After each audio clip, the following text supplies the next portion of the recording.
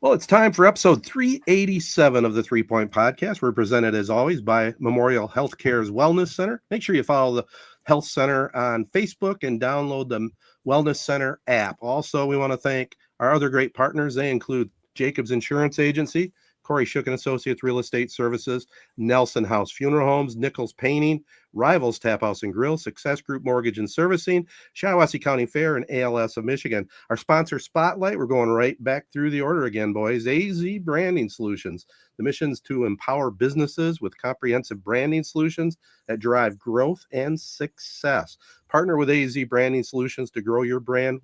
What else? A to Z. Also, check out the Pistons Daily podcast with their new host, Tony Nash. That's kind of exciting news. I just saw he posted something that he has already 2,000 followers. That's pretty cool. Nice. Yeah, it's a good time to start something like that. The Pistons are first place in the East and currently winning as we're recording on a Monday night. So yeah, not a bad time to start a Pistons podcast. Pretty damn good timing, I'd say, for sure. Well, boys, here we are already coming up on Thanksgiving. Before we talk Thanksgiving, I just want to recap a little bit. This would sometimes be a Tedtertainment Tonight topic, but as you know, Friday night, Jeff Daniels came into town to Owasso, came to the Lebowski Center, sold out crowd, one-man performance. If you ever get a chance to see him in his one-man performance, it's really worth it, especially for the older generation. We get a lot of his humor, a lot of his stories. And what he is basically doing is sitting in the middle of the stage all by himself with a guitar, it's an acoustic guitar, but plugged into an amp. Right. And he writes his own songs. He's got all these songs that he's come up with from different experiences in life.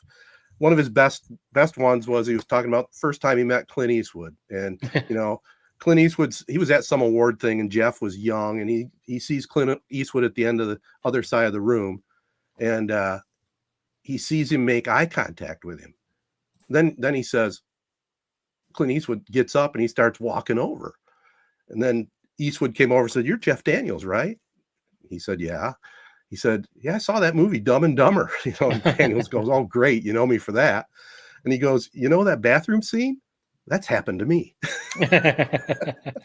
And then he went from that into a song. So it was that kind of fun night. It was pretty cool. I know you got your parents tickets to it. I got a chance to talk to Rocky and your mom. And if your mom's listening, my wife and I were commenting, man, she looks fantastic. She doesn't look like she's aged a bit in 20 years since last time we saw her. Oh, I'm sure she would be happy to hear that. That's always a good thing to hear. Yeah, and Rocky looks good too. Oh yeah, he's enjoying that. He's enjoying the retired life, that's for sure. Like I know all about that. Oh, yeah. So we got him tickets for Christmas because I knew everything you just said. I knew that would be right up their alley. And when they got them, my mom actually said that they saw that and they were gonna buy tickets, but I think she said by the time they actually got online to buy them, it was sold out. Yeah. Because I called the Lebowski to make sure the tickets were at will call. I wanted to double check. So I asked, I said, did it sell out? And she said, oh yeah, it sold out within a week after the tickets went on sale. So yeah, it was really cool to kind of give them that gift to go, because again, I knew they would enjoy that. Your generation. Oh yeah. They know Jeff Daniels shows and movies and the Michigan connection too. He's a Michigan guy. So really cool. I thought for some reason, I thought his son was involved. He's been a part of some of the shows, but this one he's doing solo, and it was very cool. Yeah, my parents said they enjoyed it, and everything you said. Yeah, they sent me some of the highlights. The Clint Eastwood one, they said he told a story about not getting a star on the Hollywood Walk of Fame. That was good. Yeah, it was good. And a couple others. I would have enjoyed it honestly. If he ever came down to Charlotte, I'd enjoy it. So very cool. I'm going to sound like a jerk when I say this, but this was literally a real life realization I had when you posted the photos. So you posted the photos of the crowd. I kid you not, there's not a single person like below the age of 70 in that crowd. Nothing wrong with that, but I guess to me, I love Jeff Daniels. Maybe it's from Dumb and Dumber. Like I just would have thought he skewed like a little bit more.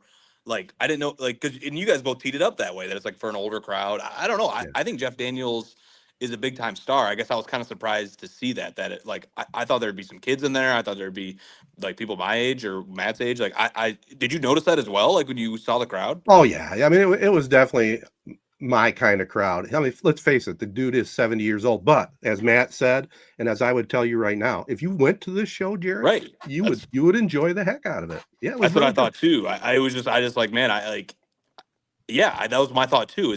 I thought he kind of appeals to everybody, but I guess he is at 70 now. But I mean, this guy's on ESPN. He's with Peyton Manning. He's Oh yeah. like, I don't know. Maybe it's also maybe it's partly to do with Owasso. I mean, it is a little bit of an older area. It is, and the Lebowski crowd typically is an older Right. crowd, to be honest with you. And it's, is your age group going to spend $65 for a ticket each? I mean, that's what it was. And for us, it's an entertainment night out, we don't get that many. Did he sing the curse of the, what is it, Bobby Lane? Did he sing that song? You know what? That is my only criticism. He did not. He did not. Was that what I you were thought waiting for sure the it was whole going to be the time? encore or something. Yeah, was that like you were waiting? When's it coming? Maybe it's the next song. Maybe it's the next one. Then it just never came. Yeah, I almost hollered it out. I Curse wonder, of Bobby Lane. Yeah, I wonder if that's part of why it is a little more of an older crowd going, because of the style of the show. Mhm. I wonder if, the younger crowd just sees, oh, it's just him sitting up there by himself on stage telling stories. That doesn't sound all that entertaining. But I honestly, like, if you're a big fan of someone, that sounds really cool. You get to know them a little bit. That's part of why I like some of the last show, like one of the shows we went and saw Bob Seger, when we went and saw Elton John when he was in Charlotte. Hearing those guys tell stories in between songs, that was almost more entertaining than the actual music, So, but did you notice with Bob Seger? Like, to me, I would think like Bob Seger, maybe it's a little older, but I would think there's all ages there for that. Yeah. Honestly, so we saw him twice. The first one was my wife and I were the youngest people there for sure, and then it went up. But then we saw him when he came to Charlotte, outdoor venue like DTE, like Pine Knob. That was a younger crowd, I think, mainly because it's an outdoor amphitheater, Right. But yeah, it was definitely a little bit of a mix for Bob Seger, but no, very cool. And I know you always give the reviews of Lebowski. Oh, it's a great venue. I mean, seeing the is. pictures, and my parents said the same thing, and it really is a very cool venue. There's not a bad seat in the place for sure. I will say this. We did good because we were going to get tickets for the holiday show, right? And we always do that for my granddaughters, and we'll go to that in December. But the tickets for Jeff Daniels were going on sale the same day. So we went right to the ticket office right when it opened up. We sat in the fourth row. I mean, they were fantastic seats, man. We had just a perfect view of him and could see everything up close. It was great. I get kind of excited, and you guys probably laugh a little bit. Jeff Daniels could be my favorite entertainer and actor out there. I mean, I'm a slappy, but you're my idol, Jeff. he's a total A-lister though, from Chelsea, Michigan. Right. It is kind of crazy that, his backstory, and I feel like I've seen a couple podcasts or different interviews where the story of how he got Dumb and Dumber is actually pretty funny, because before that he was a serious actor. I don't know if he talked at all about that during the show, but Dumb and Dumber was completely out of the norm for him. And then he got that role. Jim Carrey just loved him. Jim Carrey loved Jeff Daniels, knew that he would be like the counterpart to crazy Jim Carrey.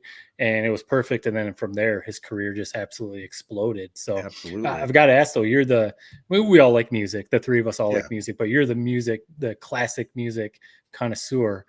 Is he a good singer? Is the music actually good, or is it more like, nah, he's Jeff Daniels, so it's cool? The music was good. You could tell he's 70 years old, so his voice he had to get water between every song, but it was good. He has his own kind of raspy style, and it was good. Really, what you're listening to are the lyrics. I mean, he's hilarious. He's absolutely hilarious. And what the songs he writes, get a chance, check it out on YouTube. He's got a lot of postings on there. He's very good. And when he came out for the encore, where I was hoping for the Curse of Bobby Lane, he came out with some really, really good song, kind of a sentimental kind of song, sang it real well. And that was his encore. So, he closed it with something not quite so funny, but it was outstanding. It really was. 3 points on the 3-point scale, 100%.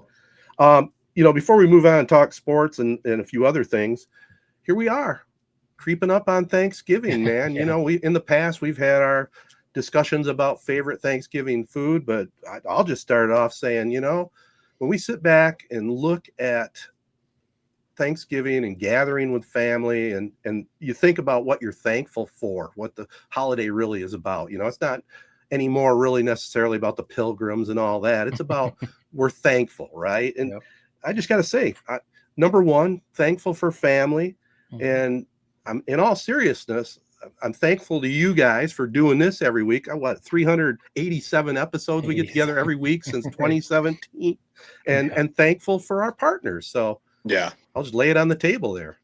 For sure. I definitely second all of that, and thankful for, good health and being able to go to family gatherings and have the ability for us. We always drive over to Tennessee, where my father-in-law, my wife's father, lives over in Tennessee. So it's kind of become a tradition. We go over there for Thanksgiving. So having the ability to drive over there and spend, a few days with family is also something to be thankful for. I think you, in the hustle and bustle, it happens every year, man. It's already Thanksgiving, Right. it comes by like that. It's already the last week of the college football regular season. It flies by.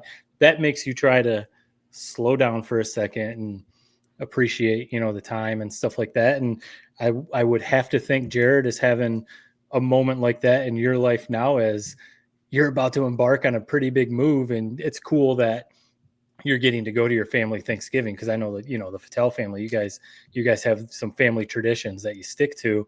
So it's cool that, you must be having a little bit of a moment. Like, I mean, you've lived in Michigan your whole life. So now it's like, oh man, I'm moving out of state, because I remember I was there at one point. I remember what that was like. So no, thankful for all of that.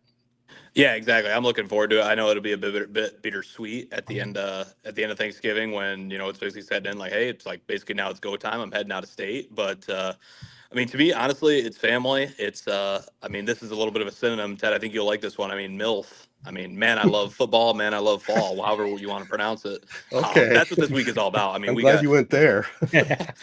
not only we have an all-time slate on Thanksgiving in football. Like, one, you have the Lions is a great game. Then you have Cowboys versus Chiefs, which is a great game. Then you have Joe Burrow making his return against the Ravens, that are somehow like playoff bound. Right. So we got a great Thanksgiving lineup. I mean, Michigan, Ohio State. What more can you say? A lot of drama is going to be surrounding that one. I can't wait for that one. I'll actually be in the building for that one, so I'm looking forward to that. So yeah, a lot to look forward to. I'm not looking forward to Ted shaming me when he sees my plate like he does every year. I won't. I promise I won't. I'll be nice. You're moving out of state. Now it's become a tradition where now I look at his plate and I start counting what he's eating and how many seconds he's had.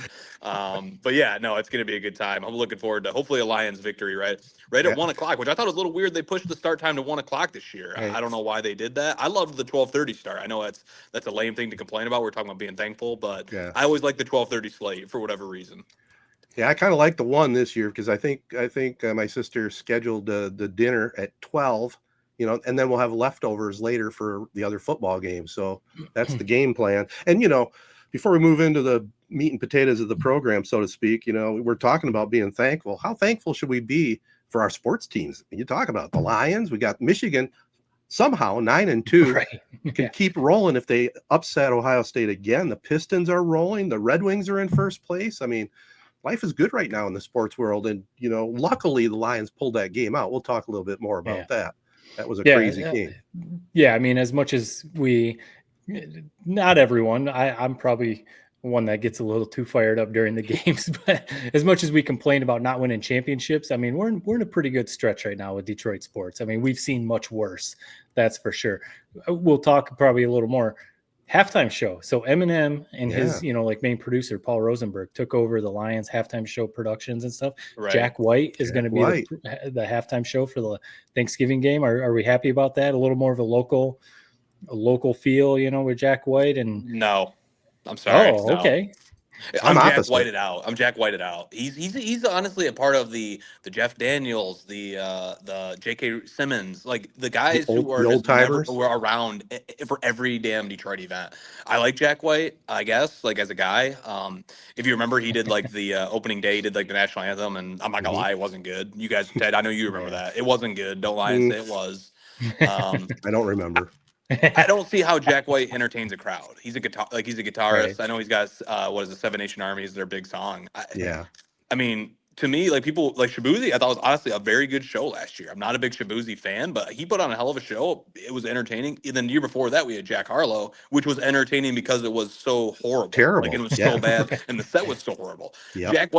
Jack White is just kind of meh to me. I mean, we already feel like we've kind of oversaturated him in this market and squeezed him for every one of these events that we can. To me, I would have liked to have seen a bigger splash. But I guess that's what they're going for is like Detroit people, which I can't hate on that too much. But at the same time, I feel like we've had the Detroit acts in the past, and people would shit on like Big Sean and stuff like that. When I Right. thought that was a decent performance way back in the day. So you can't make people happy, but to me, I thought it was a little underwhelming. Yeah, well, I get where you're coming from. I'll just say I like Jack White's music, so I'm all about it. I like that style of play, and I like he's made his own unique niche, and he is from Detroit, so I'm Right. totally happy with it. Yeah, the local feel is definitely, what they're trying to go for, like you said, Jared. And yeah, I think it's fair. Like, what is the show going to be? Because his music is good. I think most people can agree, like, whether you're a big fan or, whatever, his music is good. But, like, how is the show going to be? Because, like you said, Shiawassee music, I'm not the biggest fan, but the show was pretty good. So, what's the entertainment going to be? So we'll see. I think it's cool that Eminem took it over. I saw, hey, we got to do a little something to spruce this up. I'm just curious before we sign off and move on. Ted, I know you're looking forward to the green bean casserole, right? I'm not. I didn't know that you hated that. Oh, I hate it. Yeah, I'm just not a big fan. I feel like it comes up every time. I'm a sides guy. I know we've talked about it. Yep. I'm looking forward to the sides. I know, Jared, you've given your thoughts on what you go for on Thanksgiving, but I can't wait for the food. That's for sure. Yeah, it's I mean, to me, what is it corn casserole? Is that the name of it? Or my wife makes the corn casserole, and it's also called funeral corn. Yeah, I love that. That's one of my favorite things. I love that. I mean, the buttered noodles you can't beat. I think that's like a special thing that we import from Frankenmuth. So we almost can't even take too much credit for that. But I appreciate the work that goes into it to get it. I think it's my Aunt Jenny that grabs it. But yeah, those are my two big ones. I'm with you, Matt. It's a sides thing. I mean, I think everybody's, if they're true to themselves, says that. Nobody's like, "Ooh, I can't wait to eat the turkey." I'm like, no. Yeah, I'm kind of different. I do like the turkey, but that's just me. I like the whole presentation, the turkey and the sides. I mean, you have to grab the turkey, obviously, but it's not. I mean, and I will say this: like, on my girlfriend's side, like her family, like, there's a hunter in the family, and he's like a smoker of meats. Like, he smokes the turkey, and that is a game changer.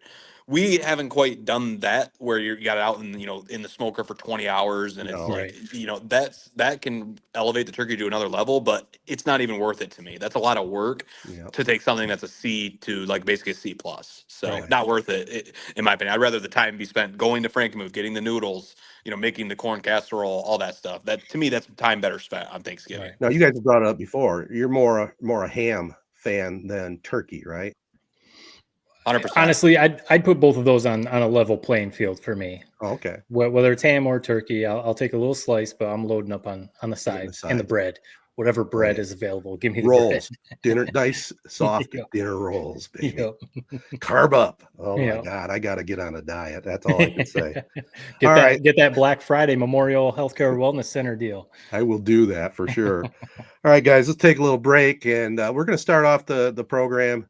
Before we get to the Lions and stuff, we got a little local story here we're going to jump into real quick right after this. All right, guys, I'll kind of tee it up. All right. I get my paper on Saturday morning, and the headline on the very front page of the Argus Press, star player's parents say acclaimed coach struck daughter, call for the school board to fire her. And we're talking about Joellen Smith, over 900 career coaching victories, a state championship in softball, class individual, blah, blah, blah. We can get into a lot of that, but keep in mind this controversy started last spring in softball season. And to kind of set the table, we've seen the video. There's a video out there floating around. There was a conference at the mound. Coach Joe came out, brought the whole team around the pitcher's circle. They're having a discussion. The player that was involved was the third baseman, Joe. I call it a love tap, but she did kind of pat the side of her helmet. They wear face masks nowadays on the infield, on the corners, to protect their faces. And, basically told her, get her head out of her butt, right? Basically. Probably a little firmer tone than that, but that's coaching, And an incident like that, you would think, okay, if the player is upset about it, and, you get the parents involved, probably have a discussion relatively soon after that. That's my first comment. Either After the game, I can't remember if they won or lost the game. You usually don't want to confront a coach after I think a they loss. lost. They did lose. Yeah, Okay. but anyway, go ahead. So either way, okay, you don't talk to the coach then. You set up a meeting, have a meeting with the coach, say, hey, I didn't appreciate that. Let's hear your side of the story. Hopefully cooler heads prevail. They have the discussion, they shake hands and move on, right? But that didn't happen. That didn't happen. The parents were upset. They decided, well, they'll go to the athletic director. They didn't get the answer they wanted from the athletic director. And then lo and behold, after all kinds of behind the scenes stuff, it gets brought up to the school board that they want her fired for this incident. And again, the video is online. Anybody that watches that video that thinks that's any kind of real abuse is crazy. I will say this, you shouldn't touch somebody. Okay. Mm-hmm. She may have been wrong on that, but fireable offense? Absolutely not. Right. Absolutely not. Okay, so that sets the stage. What do you guys think? Yeah, I mean, it doesn't seem like it's going. It seems like the administration has made their decision on it. I don't know. Now there's maybe public outcry that could weigh into it more, but I don't know. It seems like an overreaction. I'm not there in every huddle, not there, in every meeting, every right. locker room, and all that type of stuff. But to me, like you said, I guess the first thing that was shocking to me was when I first heard the story. I thought that this is something that happened behind kind of closed doors. Mm-hmm. Then when I saw it happen in the middle of the game where parents are there, they're all watching. It didn't seem like it caused much of an uproar at the time. Mm-hmm. I don't know. It just seems like it's more so just a microcosm of where it seems like we're heading in sports, youth sports, middle school sports, high school sports, even where it's maybe parents are a little bit too involved. And I don't know, where somebody that's a good coach, where maybe they're a little bit of a tough love coach sometimes, isn't appreciated. I think she's a good coach. We've had her on our show. I've been impressed. I mean, you take what she's done at Owasso and all the games they've won, a place that's not known for having scholar athletes left and right. She's put a lot of players through college, a lot of former players that have come out and said how great of a job she's done and how important they've been in her life. I mean, it's a dicey situation, but it seems like it's being a little bit blown out of proportion. Me on the outside, not knowing every single little detail, but to me, seems like it's really been blown out of proportion. Yeah, and that's the thing. I mean, like you said right there, Jared, we don't know all of the details. We know what the paper reported. We know what other things, Facebook posts and some. Ted, you're still local, so you've probably talked to some people, so you know more than Jared and I probably. But we don't know every detail. Like you said, Jared, we're not at every practice. We're not in every huddle, so we don't know everything. I think we have a pretty good feel on the situation, though, given some very trusted friends and family who know her very well, played for her, and you see all the support and everything. I think of it similar. I've given my thoughts on Tom Izzo on the podcast before. It's one of those things. It's because he's the coach of the rival team. If he was Michigan's head coach, of course I would love Tom Izzo. It's because he's Michigan State's head coach, and he's definitely the old school tough love. He's given a lot of thoughts on this topic, on how soft our culture has gotten, not just in sports. He talks about the overall culture in the country. So Izzo's giving those thoughts, and it's kind of like what you said, Jared. You see the tough love, you see the screaming that he does at players, you see how he coaches players up.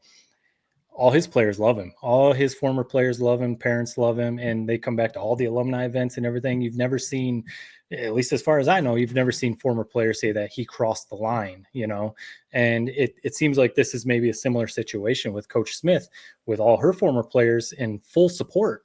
I saw a petition just before we started recording. There's a petition circulating online, and it's already got like thousands of signatures and stuff. Right. I mean, immediately people are in support. And it's one of those things, we talked about it with some other situations, local and other stories. It seems like so much of this could be handled behind closed doors right after the game. Okay, maybe not immediately after the game, like you guys said, but if the player went and talked to her parents a day after, a few days after, let's bring Coach Smith in. I mean, this is a good player for Owasso, so they know their coach. Let's bring Coach Smith in. Bring the athletic director if you need to. Let's sit in an office so we have someone, of administration. And let's just talk about it. There's video. Nowadays, there's video of everything. We obviously know, like you said, Ted, there's video of the incident. Let's find the video. Find the video. So it's not just he said, she said, whatever. Find the video. Let's watch it. What's your story? What's your story? Let's figure this out, squash it, and move on. The fact that it's gotten this far is pretty crazy because, again, from the video and from everything that we know, it doesn't seem like it's as serious as what it's being made out to be. Now, you need to have some sympathy too, because Sure. not everyone is affected by an incident the same. You have to try and think of the side of the player. From the three of us, it does not look like it was as serious as it's being made out to be, but who knows, maybe this did affect that player differently than it would have, the three of us. So you do have to try and think about it in that sense, but to take it to the levels, to the extremes of, firing the coach or doing something like that seems to be a bit much. And it seems to be like there's something else going on, whether you want to call it a witch hunt or something like that. It seems like there's something else going on. Well, yeah, they just weren't satisfied with the answers. I mean, let me just briefly, I did some digging, okay? And apparently, not too long after the incident, coach apologized to the team and for making them, if anybody was uncomfortable, okay? Right. Prefaced it that way. Then the school administration and legal counsel all agreed disciplinary action was not appropriate and considered the matter closed. But then they pressed the issue. They didn't like the answer, right? So they kept pushing it so she would be terminated. And then the school came up with they talked with coach, came up with an improvement plan in September and thought the matter was closed, but it wasn't. And they want to keep going until she gets fired. And I just don't see that happening. And I don't either. What worries me is, we're such a litigious society nowadays, and if they get lawyers involved, then the school has to have their lawyers involved. And then what usually happens? Usually the school backs down, unfortunately, because they're looking at, whoa, this could cost us thousands or hundreds of thousands of dollars if we take this to court. And it's just sad. And again, all three of us, none of us were there. We've seen the video. We've seen the online comments. We saw the headlines in the paper. We read the article. But it just is disturbing to me that if you do any kind of hard coaching, it comes to this, and that's sad. I mean, you guys are in different generations than me. I've told this story before. I mean, my God, my coaches were on my ass all the time, and it was just basically to make me better. I mean, Dick Moffitt, for crying out loud, I was a pretty decent defensive back, but one day in practice, I don't know, I got burnt or something. He says, "Hey, Fattel, want me to show you how to take care of that?" Yeah, coach. So come running at me. And I come running at him, and he hits me a forearm shiver right under the chin, knocks me right on my ass. I go home to my mommy and daddy and cry about it. Oh, I got the message, and took it from there. I realized it was a different time. Right. It's yeah, I don't know. It's a bad situation. It's like no matter what, it's like whether this was blown out of proportion or not. If it was blown out of proportion, all right, I feel horrible for the coach. If it wasn't, then I feel horrible for the players. To me, I'm leaning with what you've said, Ted and Matt. It's like it seems like a witch hunt to me. And it's sad that it's come to this for somebody that's a pretty damn good coach. To me, it's like if it's that bad of a situation, the Corunna's right up the road. If you you can go to a different school. I don't know, trying to just tear this entire program down. That's 900 win program or whatever it is. Seems like a little bit overboard. I actually had something like when I was, and it's a deep dark memory. I honestly forgot until this was kind of circulating. It's been on my brain for the last couple of days. Is my junior year of basketball. We had a coach come in, an interim coach, and a lot of players weren't happy, and they were trying to have let's as a team go and talk to the athletic director and try to get this solved. I remember I was upset that they were even doing that. I remember saying dude, this season's not panning out because this person's the coach or that person's the coach, because we didn't put in the work to be we all lived it. I know what we didn't do. We didn't put in the work to be a good team. And so I think ended up 5 or 6 guys ended up going and talking to the athletic director. It's just embarrassing. What are you guys doing? This guy, whether he's a great coach or not, is besides the point. There's a way to handle things and there's a way not to. And that is not how you do it. And it was just, and I remember said that when they came and said that they ended up doing it anyways. One, we didn't even go as a full team.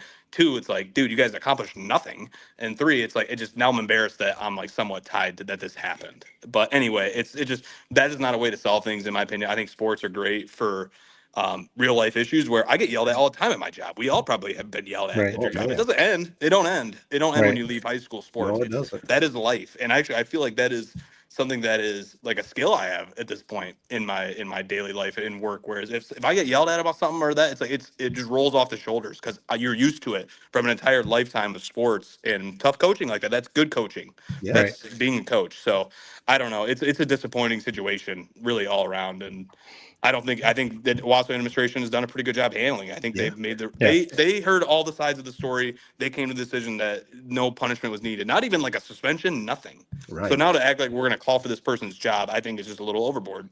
Obviously, Well, and it's overboard. Right. And at some point, I think you were kind of saying it, Ted, and it, like you said, also, Jared, it sounds like the administration is, in a sense, sticking to their guns. They saw the video, they heard Coach Smith's story, they know her, they know the testimony of former players and everything, and they're not, at least right now, it doesn't seem like they're going to just give in to the parents because they keep pressing it and pressing it and pressing it. They're just going to all of a sudden give in.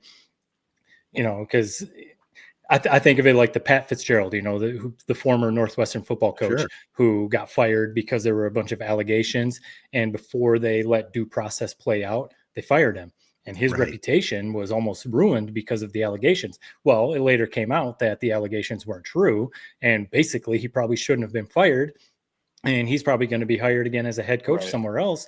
And there's so many situations like that. We hear the term cancel culture became such a big thing over the last handful of years or whatever, where people were getting fired up about different comments or different things that people did, and sometimes it didn't play out to be true, but that person's reputation was ruined because of everything that happened through that process. And you just hope that isn't what is going to happen with Coach Smith, because I think we're all in agreement. A lot of people are in agreement that it doesn't seem like she did anything necessarily that crossed the line. And, you just hope that cooler heads prevail, and like you said, like if the player needs to transfer, or if the player needs to go play somewhere else, or, then that's always an option too, if you don't want to play for Coach Smith.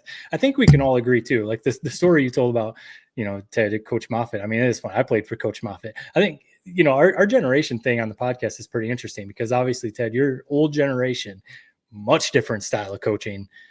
I was kind of in the middle. I mean, I was in the middle when it was changing, there was definitely, I 100% remember stuff like that happening in football, basketball, but it was changing. It was definitely changing. Jared, obviously you were in the generation where there probably still was tough love coaching. It feels like it's like been sped run in the last 10 years. Like really, it does feel like it's changed drastically, like in the last 10 years, right when I was about done with sports to now. It's become like crazy how much has changed. Right.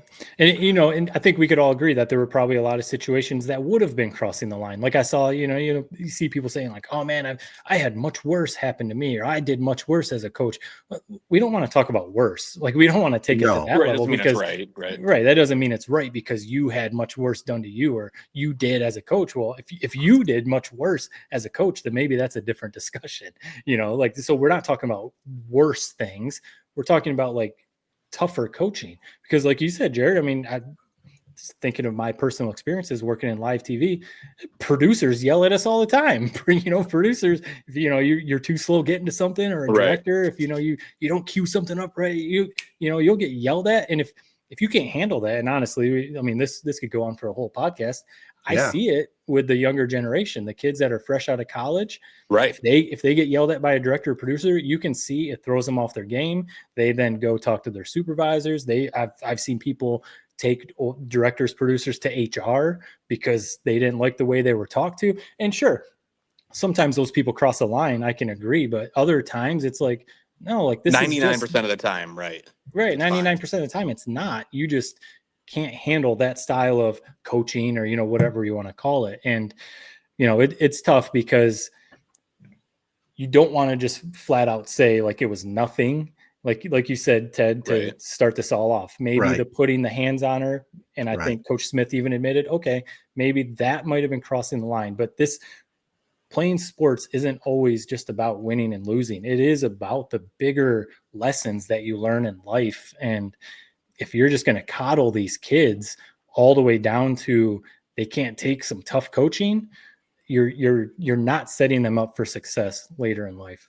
Oh God, I 100% agree. And you're right. I mean, we've all had different coaches, different coaching styles, but if you're coached by a good coach, it does get you ready for life. It really does. The business world is not easy out there. I can't tell you how many times I was yelled at in my career. I mean, it just happens. You move on from it and go from there. But let's hope. I think, yeah. Sorry, Ted, to cut you off. I mean, you guys are both Fatals.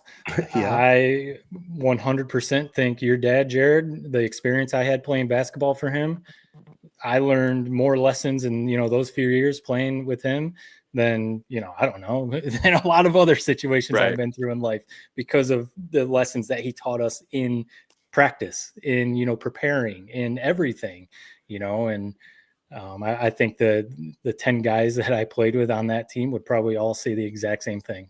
Oh, and he also had a tough situation that he dealt with a player in your group that he had some tough times dealing with that and got through that, but it's never easy, right?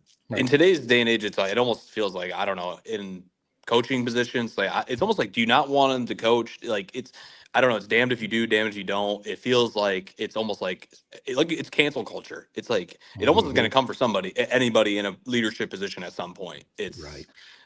I don't know. It's a whole issue past this. It just almost feels like a cultural issue at some points. But yeah, it's hopefully I'll be curious to see how it shakes out. I think to me it's like eventually it'll die out, you would think. Yeah. But I guess we'll see. I would it would be a shame if Owasso made any drastic moves, in my opinion. And yeah, I really do think it would be, but we'll see. Yeah, I, for one, 100% hope nothing like that happens. I know Joe very well personally for almost 50 years, and that would be absolutely ridiculous, and it would cause a major uproar. So let's hope cooler heads prevail. We're just three yahoos on a podcast talking about it, but it's all about our opinions, and we're not shy about putting them out there. So we'll probably have some opinions on the Lions. Let's just shift over to that, right? That game was unbelievable against the Giants. I don't know how else to say it. I mean, thank God for Jahmyr Gibbs. That's all I can say. I don't know, man. I was like, people are getting mad at me, like my friends and I think my dad too. It's like when they went down, I'm like, dude, I'm just like done with this team. It's just not a good team. Like it's just the vibes have been off really since game 1 against the Packers. It's time to like give up on this team and just kind of try to build in the offseason, try to rebuild it.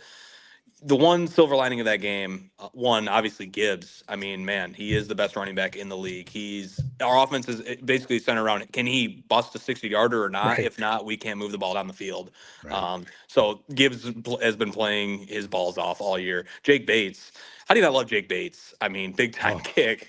He's an interesting cat. You got to love his entire story that he's had. I mean, to me, Jake Bates, he's the Lions kicker for life, if I have it my way. I mean, whether he misses a kick down the stretch this year or not, to me, he's proven enough mettle and clutch gene that I trust him when the game's on the line. He's done it enough for us. I mean, that kick sneaking through the uprights, just all time. But to me, I don't know. There's a lot to be worried about.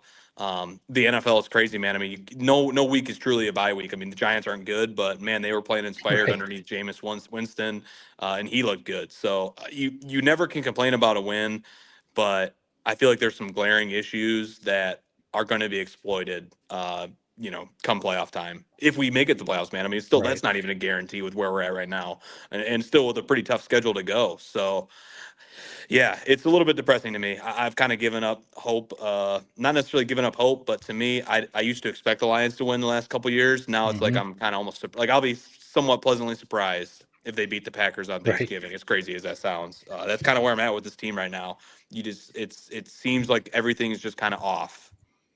Especially because recently they haven't been that good on Thanksgiving, and then the Packers are, a good team. So yeah, I'll be pleasantly surprised as well if they pick up the win on Thanksgiving.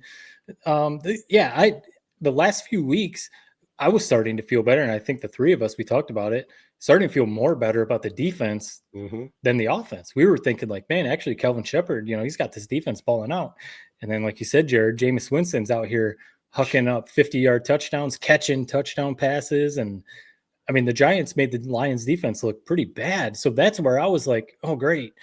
Now the offense isn't clicking, but now the defense is getting cooked by Jameis Winston, backup running backs, backup receivers, and at home at that, so. And slow developing plays. And those plays were so slow, and how the hell they let them get behind them? Right. So, I mean, it Crazy. was just, it was the first three quarters. It was, if it wasn't Gibbs, and St. Brown actually had a couple of big plays, but Yeah. if it wasn't Gibbs, it was Something's going like, on man, with him. nothing's happening. So, but right, give them credit because they got the win and they're Right. keeping pace with the Bears right now. And the Bears have a tough schedule coming up. The Lions, Packers, like we've talked about, but then they have the Cowboys who are improved and playing better, at home, and then they still have the Rams later, who the Rams look like, I mean, an absolute juggernaut right now. Yeah. So basically the Lions, I mean, you got to take care of business on your own, but you are looking at scores the rest of the way, and you're hoping some teams beat the Bears, and you're hoping,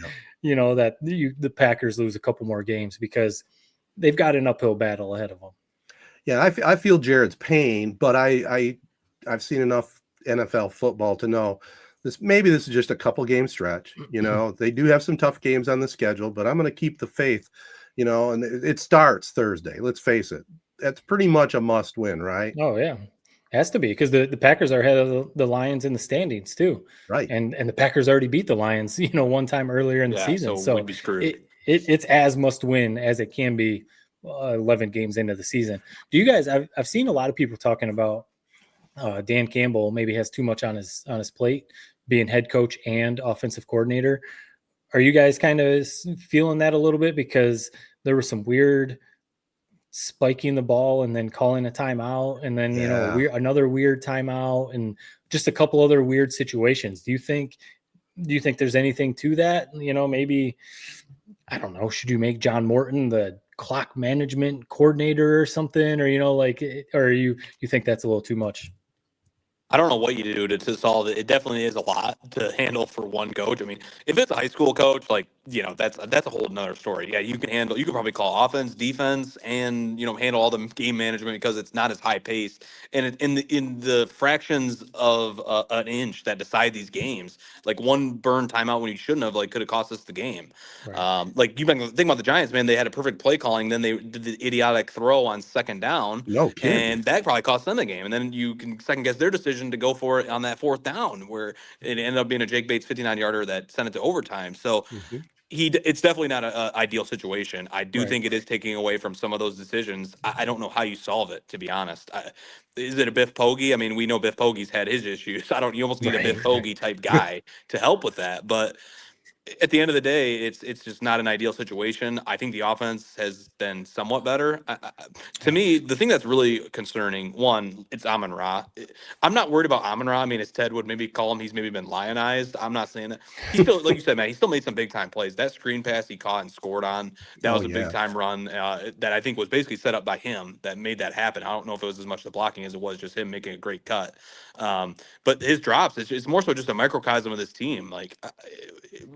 What is going on with this guy who didn't have any drops in 3 years, all of a sudden have what feels like 10 drops this year in critical. Something's bothering him. And I've seen, Matt, you've been tweeting maybe it's injury. I don't know. I didn't even know he was banged up. I mean, he is tougher than tough. So it wouldn't surprise me if we find out after this year he was dealing with so-and-so. I mean, that's just who he is. He plays through everything. And that's why we love him. And we also love him because he doesn't drop passes. But, man, he's been dropping some passes this year. Yes, it feels like he started on a key fourth down. That first game of the year versus the Packers, he had a big-time drop. And you almost wonder, has that lingered basically since then? I mean, dropping passes is a mental thing.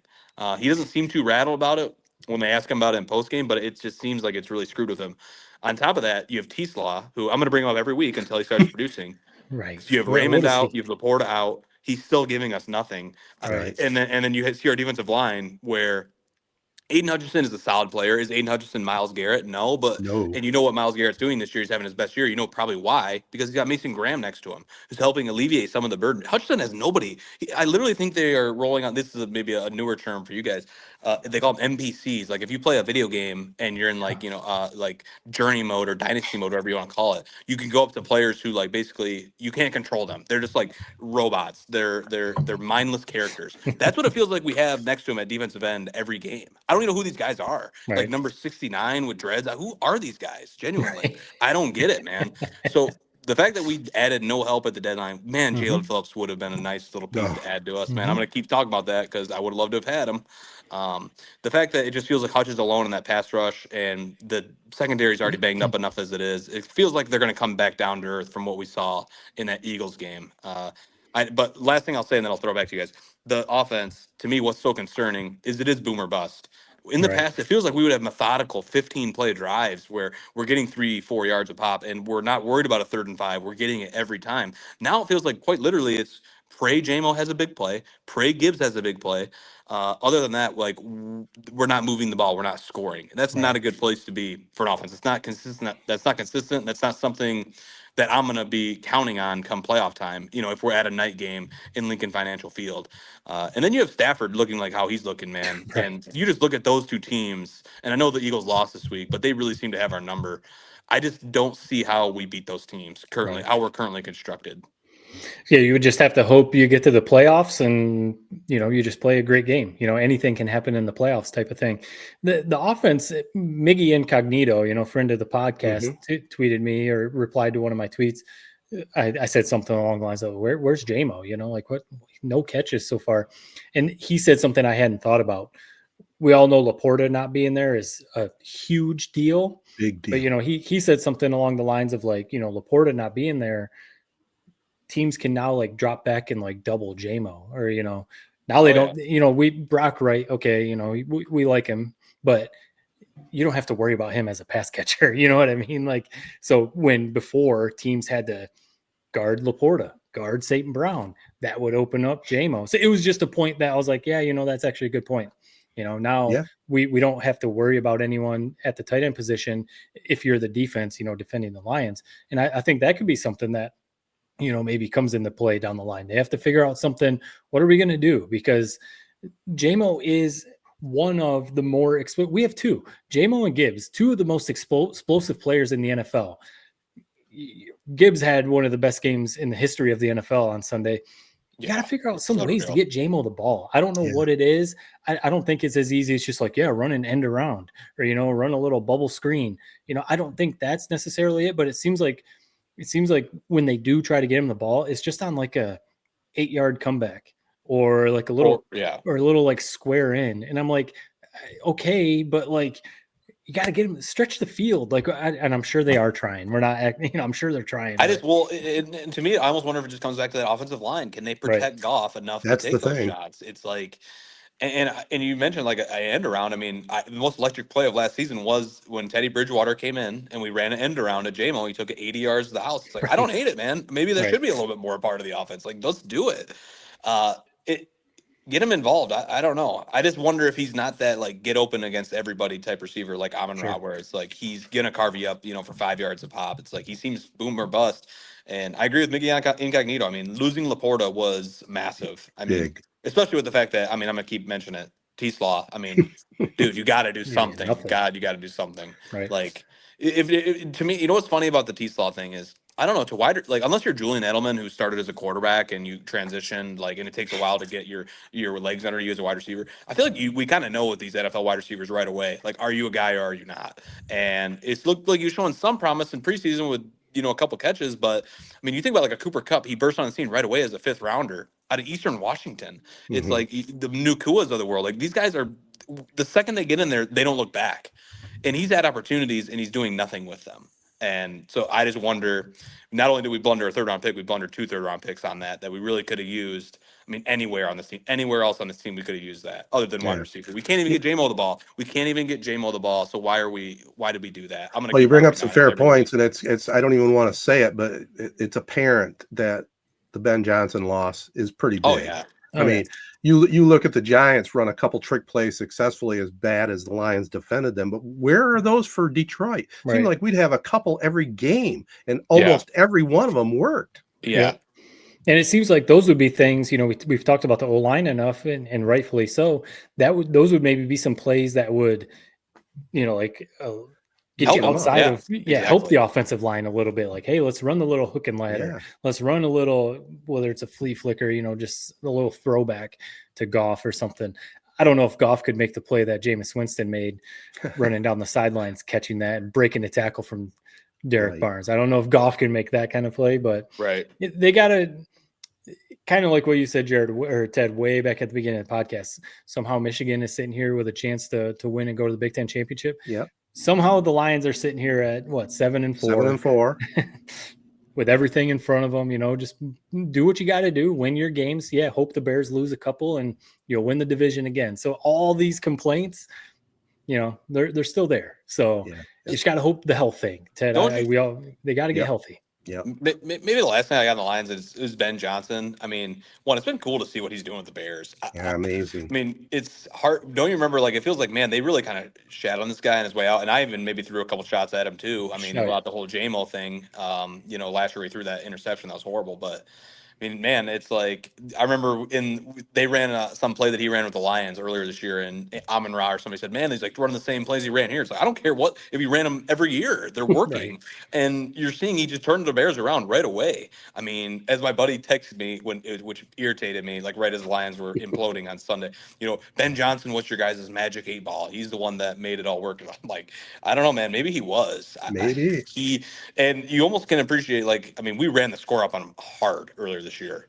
And you have to wonder, man, he's circling that Lions game later on this year. It's going to be great theater. Whether we win or lose that game, I'm excited for that game. That's going to be an awesome football game no matter what happens. Whether we kill them, whether they beat us, you'd almost have to tip your cap. Like, wow, he really did that. He said he was going to go and turn the Bears into a winner, and he went and did it. That game might be for the Lions to get into the playoffs too. Yeah, it might be for a playoff appearance. It might be for the division. Yeah. Right now on the schedule, that game says TBD because that's going to be flexed. If it's for a playoff spot, they're flexing it to either Sunday night or Monday night for sure. Looms large for sure at Soldier Field in December, or is it January? Actually, January. Oh my last game of the year, man. I know. There's a part of me that's almost like, man, I do hope that is the scenario. Like, whether it means we lose to this team or lose to the Packers on Thanksgiving, like, if you told me it's win or get in, we got to beat the Bears. Yeah. Like, at the end of the day, if we can't win that game, we're not going to do anything in the playoffs anyway. So I might as well enjoy this and view this as like one hell of an entertaining setup and the drama behind it. I'm for that. I don't see this team winning the Super Bowl as it is anyway. Yeah. So, I mean, I'm going to root for them all the way. I hope they do. But, like, why not? Let's maximize the entertainment value. And that situation is maximum entertainment. Let's juice it up, boys. All right, let's take a quick little pause. Come back, talk a little college football right after this. All right, well, Michigan, kind of a snoozer. Their win against Maryland, but it does set up the game, I guess let's start there. We don't need to talk about the Maryland game. That's past, but Bryce Underwood played well again, but can he do it against Ohio State? Can they do it 5 years in a row?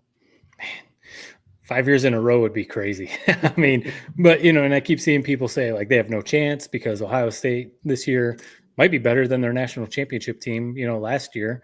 And they're just absolutely blowing doors off of it. The only close game they had was way back at the beginning of the season against Texas. Otherwise, they're just blowing everybody out. Tested. Julian saying their quarterback, is a Heisman candidate. Their defense is just loaded with NFL guys. I mean, they're a juggernaut this year. So everyone's like, dude, you guys have no chance. And I just keep going back to, I don't disagree. I would definitely think you got it. Smart money would be picking Ohio State. But Michigan beat them last year with a much worse team at Ohio State, So it's like, hey, this is one of those games where you throw all the stats, you throw all the trends and everything out the window, and you just hope that Michigan and Bryce Underwood, like you said, can play a clean game. I think the way to victory is on the ground. Ohio State's basically first in every statistical category on defense. They have the best. They're only allowing like 7 points a game. I think they're only allowing like 80 yards rushing a game, but they haven't seen a rush offense like Michigan's. And Jordan Marshall's going to be back. He's going to play. Kudsdahl, it looks like an absolute. He's been playing well. It looks like he should be a starter. So I mean, like, listen, if Michigan's going to win, it's going to be the formula of the last 4 years: run the ball, control the clock, and don't turn it over. And that's one thing. I know Bryce Underwood had those 2 interceptions against Northwestern. Those are 2 bad plays. Otherwise, he has improved. He played really well against Maryland. He's improved. You're not going to ask him to throw the ball 40 times. Play a clean game, control the clock, give yourself a shot, and you never know. I can't wait for this game, man. I mean, this is what has been kind of a weird college football year for me to watch. I don't know if it's the NIL. I don't know if it's transfer portal. I don't know if it's the 12-team playoff. It feels like I haven't been quite as locked in as I normally am. But this game, it brings the best out of both fan bases. Really college football at its core has been what this last 4 years have been. These last and what Saturday will be. It's the drama of it, the entertainment. If Ohio State loses to Michigan for the 5th straight year, and how if this undefeated #1 team to a Michigan team that really hasn't looked that good at all year, like I can't. I'm going to be living on Twitter the rest of the day. I'm going to be listening to every podcast I can listen to. After that, like that is just the ultimate. Like this sport is truly the best if that happens. Right. And like you're exactly right, Matt. It's cliche, but it's the truth. You throw logic out the window, especially with Ryan Day, especially with this Michigan and Ohio State and all the baggage that Ohio State's carrying into this game. I mean, if it's a close game at halftime, it's anybody's ball game. And that's what everybody's been saying. If Michigan can just survive an early onslaught, it's like you almost want to money line bet Michigan in the second half, whatever those odds are. If it's a 7-point game at halftime, like I'll take Michigan's chances. They proved it to us the last 4 years that we're seemingly tougher than Ohio State. The way I see this game going is either Ohio State's going to blow us out by like 21 points, and they're just going to be wow, like they really are that good, or Michigan's going to win a close one. I don't see Ohio State pulling through and having the cojones to win a tough game against Michigan with everything that's happened. Because if it's close in the second half, they're going to start doubting themselves. Yeah, Just like mental. what happened last year. And that's why I said I wish again that this was at Ohio State. The crowd, if it's a close game in the fourth quarter, the crowd would turn on Ohio State again. We saw that last year where you could cut the tension with a knife. So although I love playing at the Big House, it's going to be a big advantage. You know, no matter where this game was played, at the Big House or at the Shoe. Like I'm just excited for this team. I don't think Michigan's that good, but listen, with Ryan Day, he seems to lose his brain when he plays Michigan. So anything can happen. And in today's NIL world, I know Ohio State has looked like head and shoulders the best team. Nobody's unbeatable. Nobody is unbeatable. Right. It's more of a level playing field than it's ever been. They're not Alabama with Nick Saban in 2010 or whenever they were really dominant. Like Michigan can beat these guys. Like they might not beat them, half the time they play. They might not beat them, you guys know what I'm saying. Yeah. All they got to do is beat them one time. And with this losing streak that Ohio State's coming in versus Michigan, I really think it's anybody's ball game. I think Michigan, the spread is like 10 or 9.5. If it gets to 10, I'd hammer Michigan. I really would. Yeah, I mean it's very, very, very possible. I think I'll say the same thing I did last year, though. I just don't see Ohio State losing this one. I hope Michigan pulls it out, and I love it, but I don't know. Ohio State's pretty damn loaded. Well, they're loaded, and the thing about last year too, and give credit to the offense. The offense, yeah. They did what they had to do. Michigan's defense last year was absolutely loaded, dominant NFL guys, especially on the defensive line. Yeah. Kenneth Grant and Mason Graham. So the defense this year is still good. It's a good Michigan defense. I don't think the defense is as good as last year's, for Michigan. So I think that could come into play. But honestly, I think it comes down to like the turnover thing. If Bryce does throw a couple interceptions, or Michigan's been pretty good about fumbling the ball, but if they turn the ball over, Ohio State's going to score. I think they're so good this year. They're going to score. You just have to hope that like you don't let them run all of a sudden it's 21-3 in the second quarter, and you're like, geez, how are we even going to come back from this? Right. By turning it over, giving them a short field, giving them all the momentum. Play a clean game. Run the ball, and you can give yourself a shot. And, you got to hope, too, Dominic Zavada, the Michigan's kicker. That's nerve-wracking. I think that could come into play, and, it will. In Ohio State's favor. Points are going to be at a premium. I mean, last year was 13-10 was the final score, So, like, hey, man, we need you to hit some kicks. And he hasn't been very reliable this year. So, hopefully, whatever happened, the rest of the season, he can – shake it off, because we're going to need him. Going to need him to hit some kicks. Absolutely. It feels like every year, these last 4 years, Ohio State has had a horrible kicker that's like missed a kick in this game every year. And we've had the guy making 50-yarders and, whether it's Moody, whether it's Zavada, I don't know what's going on with this guy. He's a liability. It's concerning, but it is what it is. I mean, you just hope that he has his best when Ohio State comes knocking. But it's concerning. You're right. The game very well could be coming down to his leg.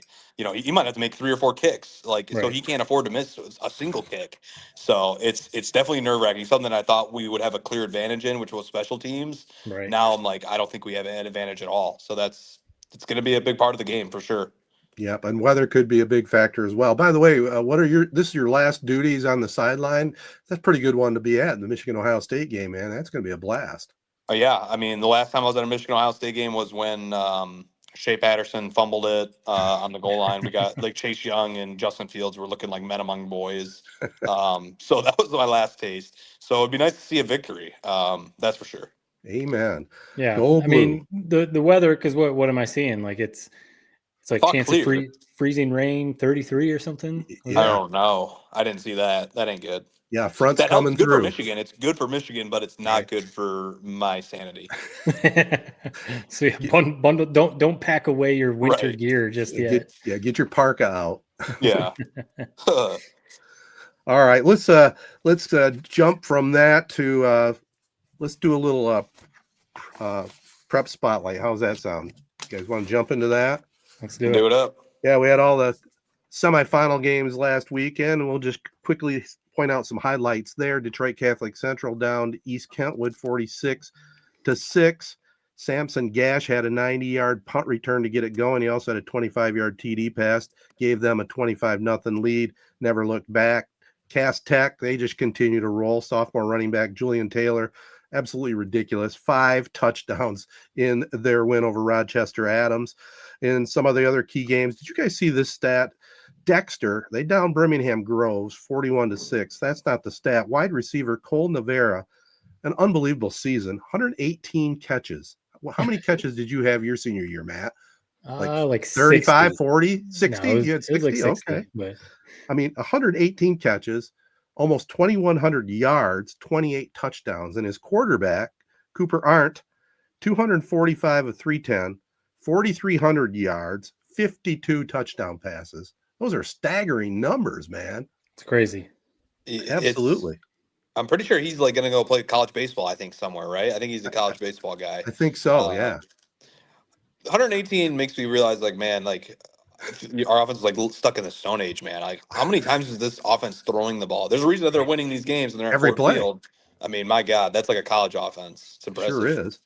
DeWitt, the lone mid-Michigan team to the finals, they finally ended Warren De La Salle's season at 6-7. Remember, we were complaining about their playoffs at 3-6, but they made a nice little run. Trav Moore once again had a great game for DeWitt, 320 yards, 4 touchdowns on 29 carries. So we'll be rooting for the Panthers in that final. And the sad story from the weekend, Divine Child down Goodrich out of the Flint area, 10-7. But the sad story was Goodrich's longtime PA announcer, as soon as the game was over, collapsed on the sideline and ended up passing away. I mean, talk about putting things in perspective in this world. The coach of Goodrich talked about the loss, but you can't comprehend something like that happening. It's just crazy. It's horrible, man. Had you ever run into him, or did you know him at all? I did not. But it's weird because actually a previous Goodrich PA announcer moved out here to Lake Manitou, and he passed away only a couple years after moving out here for his retirement life. He had pancreatic cancer, and you just never know when it'll. Yeah, got to live life, man. That's you guys are seeing me do it. Yep. Jeff Daniels and everything else. Got to enjoy life when you can. Yeah, I mean, you broke it down, or you gave some of the matchups there. First glance, I think it was our friend Tyler at Michigan Football Frenzy on Twitter. I saw him tweet out the matchups when they all became official or whatever. Right. First glance, I was like, oh, this is a lot of the usual suspects.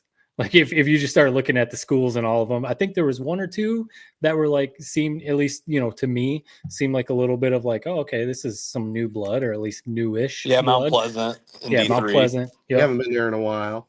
There was one more. I think was it up in D, way down in like D7 or D8. But anyway, looking at all the other matchups, it was like, oh yeah, it's the Detroit Catholic Central, it's the Cass Techs, it's Oh, yeah. But I mean, that's just how it goes. DeWitt finally getting back there, So yeah, it's gonna be some good games. Well, the last game on the Castle was a pretty good contest. Menominee in the Central Time Zone down to Powhatan, Westphalia, 32-28 on a touchdown with like 30 seconds to go in that game, and defeat Tythalen had 224 yards and 3 touchdowns for PW. And the final one, Jared, you know all about this. Jackson Lewin Christie, man, they just continue to roll for Herb Brogan. Second all-time for career victories with 431. He got his 100th career playoff win in their 3 overtime victory over Almont. And Brogan's now going to go for a record 13th state championship. It's crazy, man. And that is like, it seems like every year it's like they have some miracle finish that gets them to Ford Field. You feel for Elmont, man. I saw that. What a horrible way to walk off. I mean, you would love to have taken down a champion like that. But Lumen Christi, they deserve it, man. They're good. They're They good are. every year. You could just, they're good next year. They're good the year after that. As long as he's there, they're probably going to be there, and it's going to take a hell of a team to beat them. They don't beat themselves, man. They're like Michigan with under Harbaugh, where it's like they're going to pound the rock. They're not going to turn it over. They're going to play solid defense. They're going to be well coached. Yep. Like, it takes a very good team. Like, and that's what is impressive that Elmont even took them that far, because you have to be a really good team to do that to them. Yeah. Yeah, well, Lumen Christi's a machine, man, and they just have one hell of a program for sure. No, didn't you say you called didn't you call a basketball game in their gym? Yeah, a couple of years ago. Yeah, it was just like covered in banners. Banners surrounding this circular gym, man. It was unbelievable. I counted them up. I don't remember the exact total, but it was over 50 state championships. It's insane.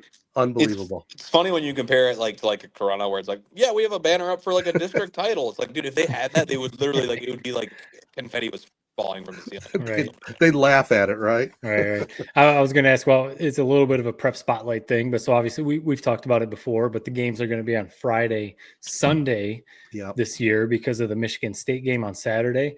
But I did see Michigan, and this isn't to take shots at Michigan State. This is more like a conversation about Michigan State breaking up the state finals at Ford Field. I saw Michigan State because obviously they're playing Maryland on Saturday at Ford Field. Both teams obviously in a down year. They're essentially giving tickets away. I saw the deal was like, if you're a purchasing customer, you can like bring a friend for free or something like that, all to break up the state finals games at Ford Field. Like, I see Jared shaking his, like, is this something? I'm sure it wasn't Michigan State did this. I'm sure it was a Big Ten TV deal or something like that. But I don't know. It's kind of crazy. Oh, I was just going to say they've had such bad success late in the seasons, and with people showing up to games. An empty look at Spartan Stadium is a lot worse than Ford Field, and they are giving away free tickets. Hell, I would think some of the football teams, the high school teams, going to be playing there on Sunday. Probably go to the game on Saturday, right? True. Maybe it's just, I don't know. I don't get it. Maybe you're right. Maybe it is like we know there's not gonna be a soul at our game at this point anyway. So I guess we'll do it at Ford Field. But man, it seems to be a bigger story when it's at Ford Field than if it was just ho hum on BTN Plus and at noon on Saturday and nobody was even watching it. Everybody's watching Michigan, Ohio State. Right. It probably is the TV. Maybe I don't know, Matt. You probably know better than we do. Maybe it is the TV thing. Maybe it's not a Michigan State thing. Yeah, I'm not sure. I'm just gonna say Michigan State's athletic department has been blundering everything. It seems like the last 5 years. Aside of Tom, thank God for Tom Izzo. Thank God for that guy who's just holding steady. I feel like that basketball program might erode the second he's gone. But my God, it seems like they blunder every opportunity to do anything. So wouldn't surprise me if this came from Michigan State. Said, let's do that. Let's go play Maryland at Ford Field on Friday. Not gonna be a soul in the stands. Even if Michigan State, like, what world is that even like a solid crowd for that game? If Michigan State's like undefeated, like that's the only way. If Michigan State had 3 losses right now, there's not a soul in that stands. Like, so it just made no sense, man. Yeah, Central and Western playing there makes more sense to me. Right. It's crazy. Yeah. Well, one final comment on the prep. Been decided yet?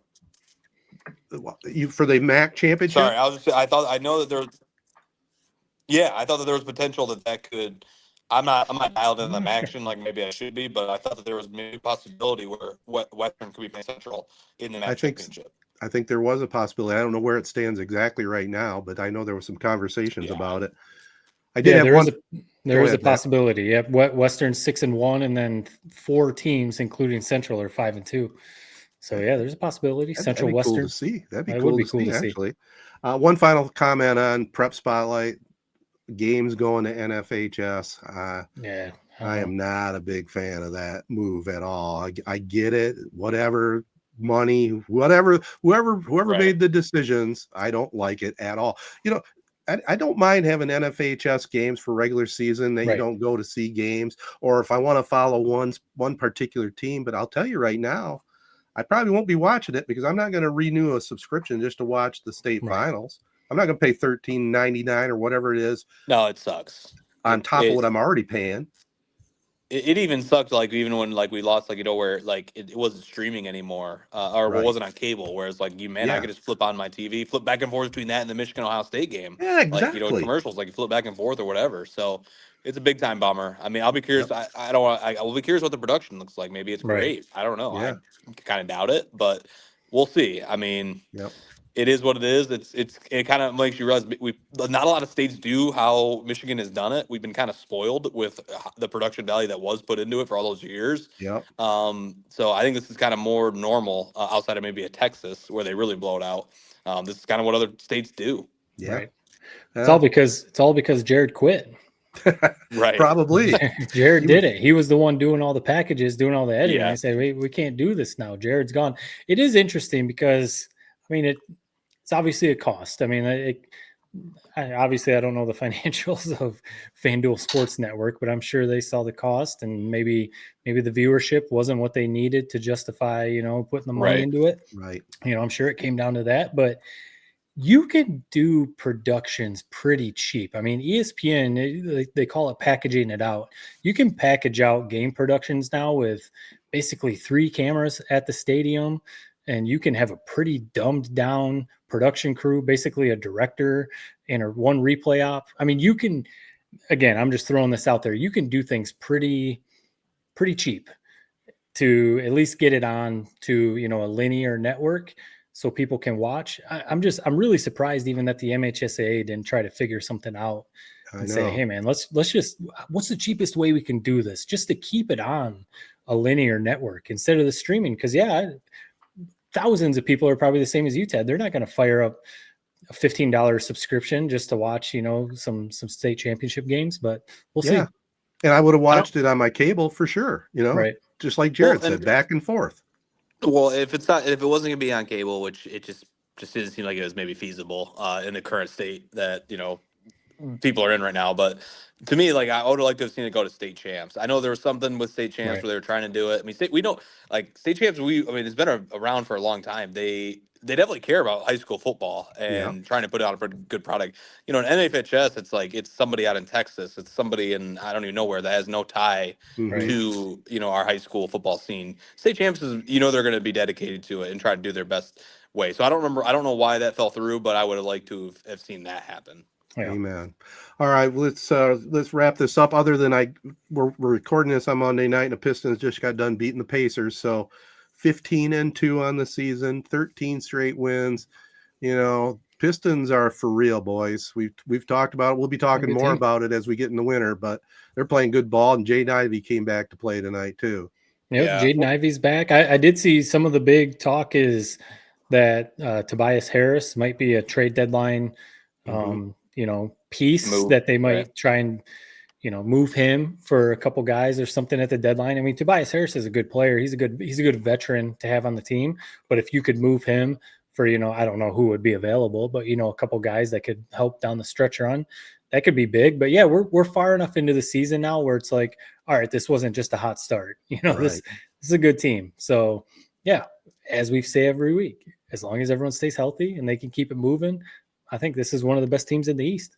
Absolutely. What's weird is they are good. They're on like an unbelievable win streak right now. It's like I almost couldn't care less. It's like get me to the playoffs. I don't know if I think it's almost like an NBA issue to me. It's an NBA issue. I've lost the interest in it. And believe me, when playoff basketball's around, it's awesome, and I can't wait to watch the Pistons play in the playoffs. It's like, I mean, there's a reason we're not talking about it. I mean, we're still leading with Michigan. We're still leading with the Lions. It's like that's what we love. Football is king. It's just. I don't know. We'll have plenty of time to talk about the Pistons, but they are for real, and it's pretty awesome when you think about it. But for whatever reason, it hasn't quite grabbed us, has it? No, and I can't even. Matt probably knows better than me or you. I don't even understand the whole format for this tournament that they're doing. I don't get it. There's certain games during the season that are designated for the cup, and then there's the point differential comes into play, and then it starts the actual tournament after almost like a round robin. Gotcha. They play like, I forget, it's like 8 games as far as like the round robin, and then that decides the seeding for the tournament. So it hasn't started yet. The game, I guess the round robin regular season part of the games, whenever you see that crazy court, right, those are NBA Cup games. Okay. So those games count towards the NBA Cup seeding. And then, I think in a week or two, the actual tournament starts. It's coming up here pretty soon. Yeah. And then, they go out to Vegas or whatever and play the actual tournament. Right. I mean, it's all right. It's one of those things. Adam Silver tried to do something to get a little more interest in the regular season, but I'll be curious how long it sticks around. Amen. And then one final thing. Did I see right that Michigan State basketball plays UNC on Thanksgiving afternoon? Is that true? Ooh, man, let me double check. I think 4:30, I believe, on Thanksgiving, unless I read it wrong. But I know they got them coming up. It is crazy because now there's even like a Black Friday NFL game. Right. The Eagles and the Bears. I mean, there's a lot of sports. I mean, there's 4 NFL games now on Thanksgiving. Love it. Well, the only game we really care about is that Lions game. Yeah, you're right. 4:30. 4:30 Thanksgiving. 4:30 on Fox on Thanksgiving. UNC. Wow. It's the Fort Myers tip off. So they're down in Fort Myers, Florida, playing in a little tournament. Crazy. What happened to these games wrapping up on Wednesday night before Thanksgiving? I don't understand it. It's stupid. There's not gonna be a soul watching that game. Not a soul. Right. The Cowboys. You're going ahead with the Cowboys plus a Post Malone halftime performance. Like, there's nobody's gonna watch that. You're a weirdo if you watch. I don't care if you're a Michigan State fan. You're a weirdo if you're watching that on a main screen on Thanksgiving while the Cowboys and Chiefs are going at it. Like, maybe I'll record it and watch it. They're Friday looking morning. good, man. They are looking good. They're maybe turning the page of these November wins, but my God, who cares? This should be a Wednesday night game. Like, I feel like the Maui has maybe changed how they format theirs as well. It's like these kids should be back home on Thanksgiving to just like have a couple of days off. Nobody's watching Coops on Thanksgiving, in my opinion. Right. I mean, that's an all-time matchup, man. That was tonight. I'm going home and I'm watching it. I just don't get it. Right. I saw some reports that the Maui's actually in trouble. Like they're not getting the teams that they used to get. Michigan right now is out in Vegas playing in it's like the Players Era tournament or something. They play at 10:30. They play a game tomorrow. They play Auburn tomorrow. Right. And then they play, however the like championship shakes out, they would play again on Tuesday or Wednesday, I guess, would be the championship. So you got all these like weird, you're talking about the Pistons and like early season interest.